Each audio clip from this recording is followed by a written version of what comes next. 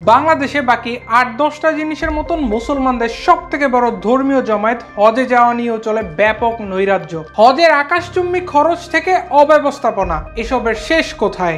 মুসলমানদের সব থেকে বড় ধর্মীয় জমায়েত হজের সময় আসলেই চারদিক থেকে আসতে থাকে নানান অভিযোগ। এর বেশিরভাগ অনিয়ম অব্যবস্থাপনার সাথে বেসরকারি এজেন্সি মালিকরা জড়িত থাকে। এছাড়া হাজিদের সেবায় নিয়োজিত সরকারি কর্মকর্তারাও নানা অব্যবস্থাপনায় জড়িয়ে পড়ছেন। এতে ভোগান্তির শিকার হচ্ছেন হজ যাত্রীরা। এবছর বাংলাদেশ থেকে সরকারি ও বেসরকারি ব্যবস্থাপনায় মিলিয়ে হজ পালন করেন ৮৫,২৫৭ জন, যা কিনা গত ১৫ বছরের সব থেকে কম। যেখানে বাংলাদেশ থেকে ১,২৭,১৯৮ জনের জন্য হজের কোটা বরাদ্দ থাকে। ঠিক কী কারণে কোটার চেয়ে ৪১,৯৪১ জন কম হজযাত্রী এবার হজ পালন করেছেন? সেই প্রশ্নের জবাব খুঁজতে গেলেই আসবে হজে যাওয়ার জন্য বাড়তি খরচের কথা। গত কয়েক বছরের তুলনায় ২০২৪ সালে হজ করতে যাওয়া হাজিদের করতে হয়েছে অস্বাভাবিক বাড়তি খরচ। যেখানে বেসরকারিভাবে একজন হাজিকে এবছর যাওয়া আসা সহ ৬,৫০,০০০ টাকা থেকে ৭ লক্ষ টাকা গুনতে হয়েছে। আর এবার হজের খরচ কমাতে পরিকল্পনার কথা জানালেন ধর্ম উপদেষ্টা, যার অংশ হিসেবে ২টি প্যাকেজ করার চিন্তা করছে ধর্ম মন্ত্রণালয়। পাশাপাশি এ সেক্টরে দুর্নীতি কমাতেও ব্যবস্থা নেওয়া হচ্ছে।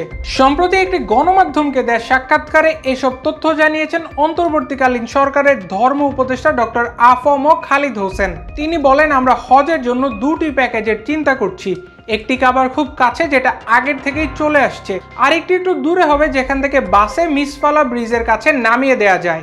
এভাবে যদি হোটেল ঠিক করতে পারি, যাদের গাড়ির সার্ভিস আছে, তাদের আমরা আরো খরচ কমিয়ে ফেলতে পারবো। প্রথম প্যাকেজে বিমান ভাড়া ও ঘর ভাড়ার পরিমাণও কমানো হবে।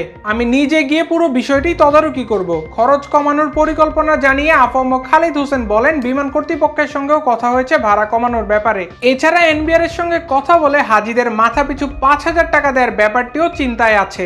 মূলত এই ৩টি জায়গায় বাড়ে হজের খরচ। সৌদি সরকারকে টাকা দেওয়া লাগে বিমান ভাড়া ও বাড়ি ভাড়া বাবদ। এই ৩টি খাত সহ আরও কিছু খাত থেকে যদি আমরা অল্প অল্প করে কমাতে পারি, তাহলে আশা করি হজ ও উমরার জন্য ভালো প্যাকেজ দিতে পারবো। এছাড়া উপদেষ্টা হজের এজেন্সি থেকে শুরু করে বিভিন্ন বিষয়ে কথা বলে জানান, পর্যায়ক্রমে সকলের সঙ্গে কথা বলে খরচ কমানোর বিষয়ে সিদ্ধান্ত নেবে সরকার। এখন দেখার বিষয় উপদেষ্টার এমন উদ্যোগ কতটা বাস্তবায়ন হয় এবং শেষ পর্যন্ত হজ যাত্রা কতটা নির্বিঘ্ন হয়।